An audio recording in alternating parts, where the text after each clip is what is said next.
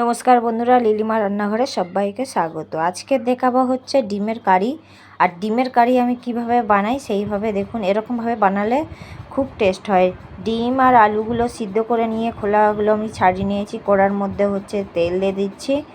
তেল দেওয়ার মধ্যে এর মধ্যে দিয়ে দেবো একটু নুন আর একটু হলুদ। আর ডিমগুলো হচ্ছে একটু কেটে দিচ্ছি যাতে হচ্ছে মশলাগুলো ডিমের ভিতরে যাতে ঢুকে যায়। এই যে বেশি কাটছি না, অল্প একটু করে খালি ছিঁড়ে দিচ্ছি। এরমভাবে ডিমের কারি বানালে খুব টেস্ট হয়।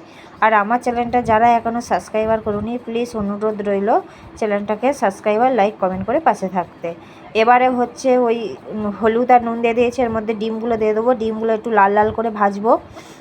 লাল লাল করে ভাজা হয়ে গেলে এই যে লাল লাল করে ভেজে নিয়েছি। ওই তেলের মধ্যে দিয়ে দেবো হচ্ছে একটা পেঁয়াজ কুচি, বড় সাইজের একটা পেঁয়াজ নিয়ে নিয়েছি।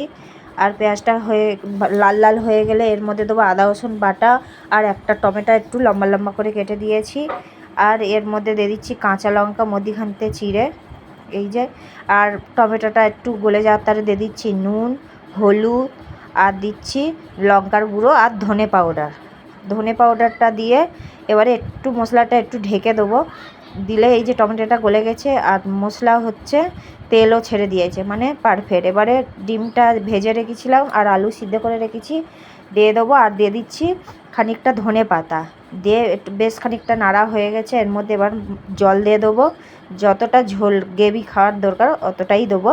এই যে দিয়ে দিলাম। এবারে একটু ঢেকে দেবো, ফুটতে দেবো 2 মিনিটের মতন। এই যে আর এইদিকে একটা কড়ার মধ্যে আমি একটু গরম মশলা হচ্ছে ভাজতে দিয়েছি, লং, দারচিনি আর এলাচ, ওটা গুঁড়ো করে। আর এবারে ডিমের ঝোলটা হয়ে গেছে, গরম মশলাটা গুঁড়ো দিয়ে এবার নামিয়ে নেবো। এবার গরম গরম ভাতের সাথে আপনারা সবাই